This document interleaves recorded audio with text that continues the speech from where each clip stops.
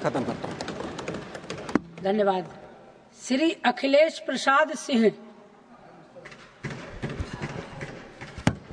धन्यवाद सभापति महोदय। महोदया, सभापति कराड़ साहब के बोलने के बाद आपका बहुत बहुत धन्यवाद करता हूं कि मुझे अपनी पार्टी की ओर से आपने बोलने का मौका दिया। संयोग की बात है कि स्वास्थ्य विभाग से हमारा भी बहुत पुराना रिश्ता रहा है। ऐसे तो स्वास्थ्य मंत्री जी नहीं हैं, लेकिन 2000 में हैं दोनों राज्य मंत्री हैं। मैं स्वास्थ्य मंत्री बोला, अरे तो यही तो मैं बोल रहा हूं, तो आगे तो सुनिए। मैं जो बोलना चाह रहा हूं नीरज जी, कि मैं 2000 में बिहार का स्वास्थ्य मंत्री था और नड्डा साहब भी हिमाचल प्रदेश के स्वास्थ्य मंत्री थे। अब लगता है सिंपल हो गया होगा।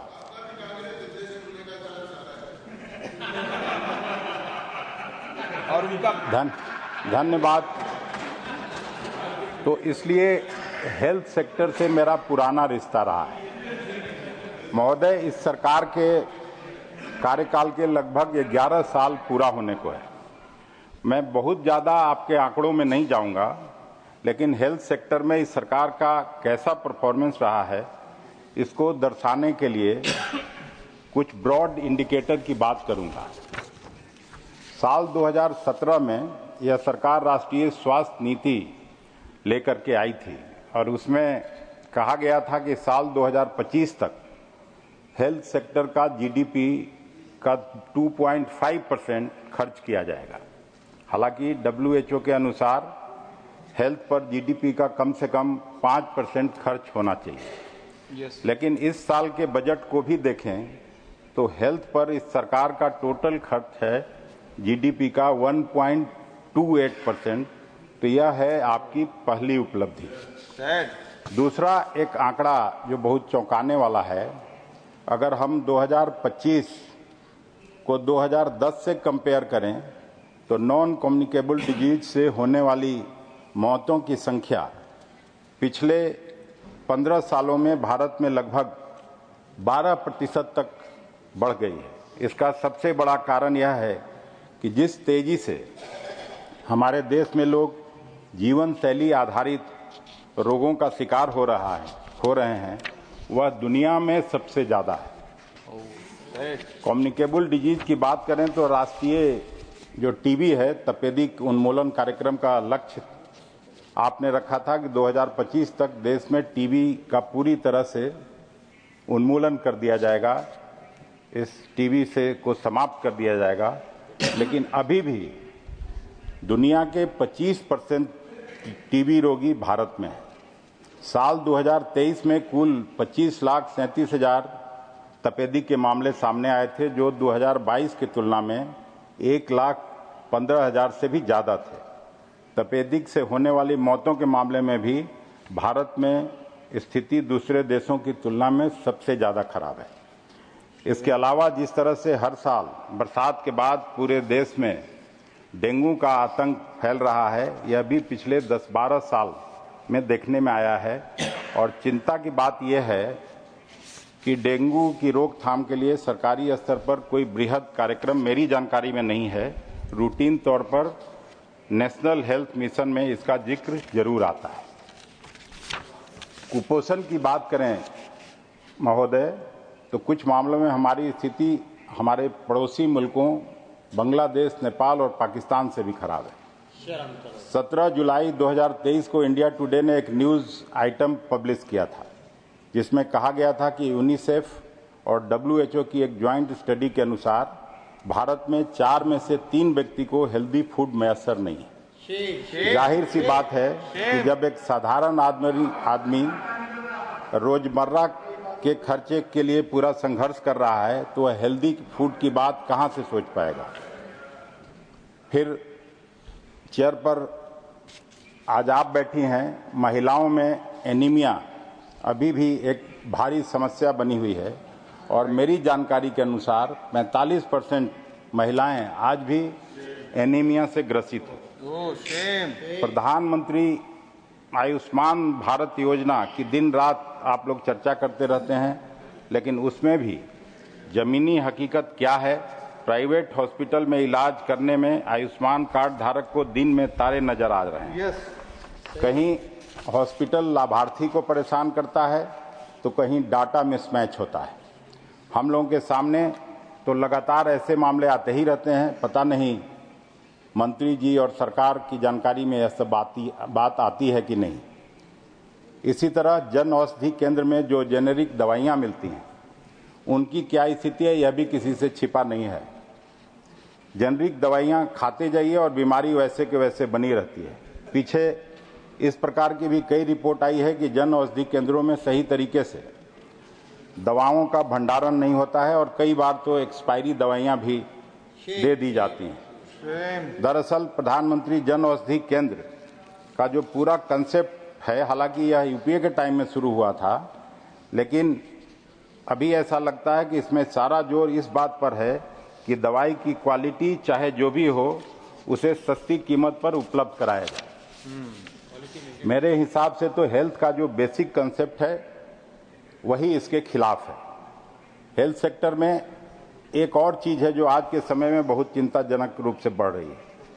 मैं मेंटल हेल्थ इशू की बात कर रहा हूं। WHO की इस रिपोर्ट के बारे में जो बातें सामने आई है उसके अनुसार भारत में लगभग 14% लोग मानसिक समस्याओं के शिकार हैं और मेंटल हेल्थ प्रोफेशनल्स की संख्या प्रति 1 लाख लोगों पर केवल 0.3 है।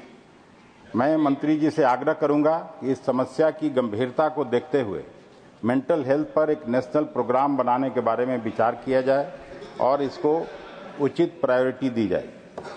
अब हम थोड़ा सा, चूंकि बिहार से आते हैं तो बिहार की बात करना चाहेंगे। यह तो सबको जानकारी है कि हेल्थ सेक्टर में बिहार की दुर्दशा है, लेकिन मैं कुछ स्पेसिफिक आंकड़े देकर अलग अलग सेंट्रल स्कीम में बिहार का क्या हाल है इसको सदन से अवगत कराना चाहता हूं। कैग ने नवंबर 2024 में बिहार के पब्लिक हेल्थ इंफ्रास्ट्रक्चर के बारे में जो ऑडिट रिपोर्ट दी है, मैं केवल उसी के आधार पर अपनी बात यहां रखूंगा। इस रिपोर्ट में बताया गया है कि बिहार में हेल्थ सेक्टर में कुल मिलाकर 49% पद खाली पड़े हुए हैं, मतलब आधा पद खाली है। राज्य में एलोपैथिक डॉक्टरों की आवश्यकता है 1,25,000 और डॉक्टर की उपलब्धता केवल 58,000 है, मतलब आधे से भी कम है। इस तरह से नर्सों की भी घोर कमी है। अधिकांश सब डिस्ट्रिक्ट हॉस्पिटल में ऑपरेशन थिएटर नहीं है। इतना ही नहीं, रिपोर्ट में यह भी पाया गया है कि अस्पतालों के पास जो एम्बुलेंस है उनमें इक्विपमेंट नहीं है। किसी भी कम्युनिटी हेल्थ सेंटर के पास ब्लड स्टोरेज यूनिट नहीं है और जहां ब्लड स्टोरेज यूनिट है भी वहां पर उसके लिए मैन पावर नहीं है। जिला अस्पतालों में आवश्यक और जीवन रक्षक दवाओं का घोर अभाव है। क्योंकि अस्पतालों में टेक्नीशियन नहीं है, इसलिए जो वेंटिलेटर हैं भी वह ऐसे ही खराब इधर उधर पड़ा हुआ है। यह सब बात मैं कोई अपनी ओर से नहीं कह रहा हूं, यह सारी चीज कैग की रिपोर्ट का हिस्सा है।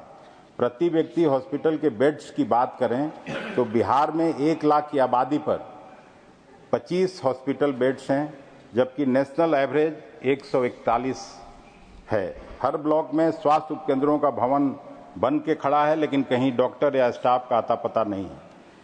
मैंने खुद कुछ स्वास्थ्य उपकेंद्रों का जायजा लिया तो पता चला कि डॉक्टर की पोस्टिंग ही नहीं हुई, तो कोई आएगा कहां से? विभाग की अक्षमता का हाल ये है कि हेल्थ बजट का 30% से ज्यादा खर्च ही नहीं हो पा रहा है। बिहार में मातृ मृत्यु दर जो MMR है और शिशु मृत्यु दर IMR राष्ट्रीय औसत से कहीं ज्यादा है।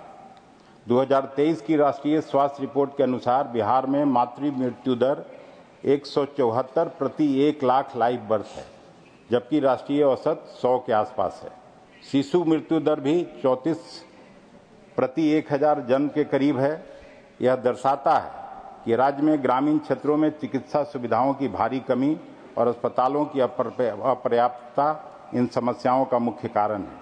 बिहार में टीकाकरण दर 75% से भी कम है, जो राष्ट्रीय औसत से काफी कम है। इसी तरह औसत आयु के मामले में भी बिहार नेशनल एवरेज से पीछे है। और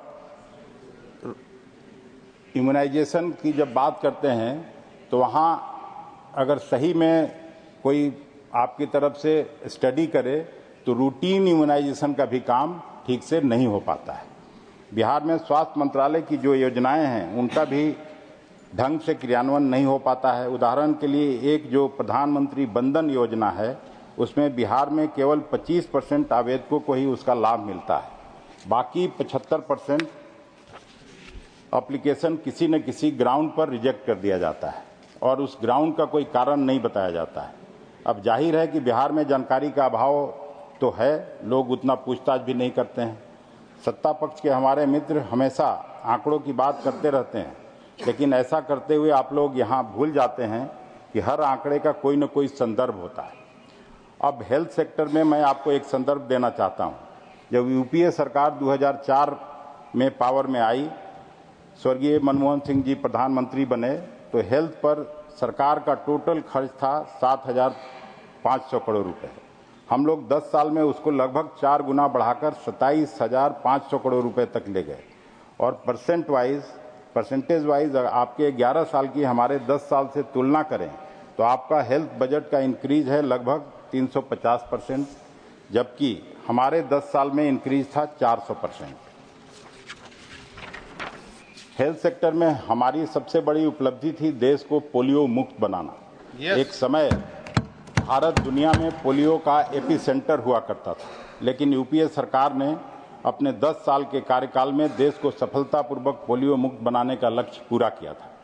यूपीए के टाइम का कुछ और आंकड़ा देख लीजिए। 2004 में जब यूपीए सरकार आई थी तो एमएमआर था 301 प्रति 1 लाख लाइव बर्थ, और जब 2014 में हमने सरकार छोड़ी तो हम लोग एमएमआर को 135 प्रति 1 लाख लाइव बर्थ तक नीचे ले आए थे। यानी 10 साल में एमएमआर में ऐतिहासिक 55% की कमी आई थी, जो आपके 10 साल के कार्यकाल की तुलना में बहुत ही बेहतर प्रदर्शन था। इस तरह आईएमआर में हमारे कार्यकाल में जितनी कमी आई वह भी आपकी तुलना में बहुत ज़्यादा है। कांग्रेस पार्टी की नेतृत्व वाली सरकार ने की उपलब्धियां उसमें अभूतपूर्व थी। उसके पीछे मूल कारण था कि हेल्थ इंफ्रास्ट्रक्चर को बढ़ाने के लिए हमारे नेतृत्व ने 2005 में एक दूरदर्शी कदम उठाया था और नेशनल रूरल हेल्थ मिशन की शुरुआत की। नेशनल रूरल हेल्थ मिशन के बारे में वर्ल्ड बैंक और WHO ने कहा था कि ये भारत के हेल्थ इंफ्रास्ट्रक्चर की तस्वीर बदलने वाला ट्रांसफॉर्मेटिव स्टेप है, और आज भी आपके समस्त रूरल हेल्थ प्रोग्राम का फ्रेमवर्क यही NRHM है। अब आप खुद ही फैसला कर लीजिए कि काम तब ज़्यादा हो रहा था या अब ज़्यादा हो रहा है। एक और मुद्दा है मेडिकल एजुकेशन का। प्रधानमंत्री जी से लेकर सारे मंत्री लोग अपना पीठ थपथपाते हैं कि 10 साल में हमने 300 से ज़्यादा मेडिकल कॉलेज खोल दिया, तो इतना मेडिकल सीट बढ़ा दिया, आदि इस तरह के दावे करते हैं। लेकिन इस दावे की हकीकत क्या है? आज हमारे लगभग सारे मेडिकल कॉलेज फैकल्टी की भारी कमी से जूझ रहा है। खुद नड्डा साहब एक दिन यहीं सदन में बता चुके हैं कि देश भर के all India institutes of medical sciences AIIMS में फैकल्टी की भारी कमी है, जिसमें एम्स नई दिल्ली में 34%, एम्स भोपाल में 24%, एम्स भुवनेश्वर में 25%, एम्स जोधपुर में 28%, एम्स रायपुर में 38%, एम्स पटना में 27%, एम्स ऋषिकेश में 39% की कमी है। बाकी के कॉलेजों में तो 50% तक की फैकल्टी की कमी है। और फैकल्टी की कमी होगी क्यों नहीं? फैकल्टी के लिए पीजी की डिग्री चाहिए, और देश में पीजी सीट की डिमांड है 2 लाख और सीट की उपलब्धता है केवल 68,000। अंत में महोदय, मैं यही कहना चाहता हूं कि देश में हेल्थ सेक्टर की स्थिति बीजेपी सरकार के पिछले 11 साल के कार्यकाल में पहले से और ज्यादा खराब हुई है। लेकिन ये सरकार न तो अपनी गलतियों से सीखने के लिए तैयार है और न ही सच्चाई को मानने के लिए। इनको दिन रात पानी पी पी के कांग्रेस पार्टी को केवल कोसना है ताकि इनकी विफलता से देश का ध्यान भटका रहे। मुझे उम्मीद है आज जो हेल्थ सेक्टर में मैंने यूपीए की उपलब्धियों के प्रमाणिक आंकड़े प्रस्तुत किए हैं, इससे ये लोग थोड़ा अपना आत्ममुक्तता छोड़ के आत्मनिरीक्षण करेंगे और आगे थोड़ा कोर्स करेक्शन करके भी प्रयास करेंगे। इन्हीं बातों के साथ मैं मैडम आपको धन्यवाद देता हूं कि आपने मुझे बोलने का मौका दिया। बहुत बहुत धन्यवाद। बहुत बढ़िया भाई। सुखेंदु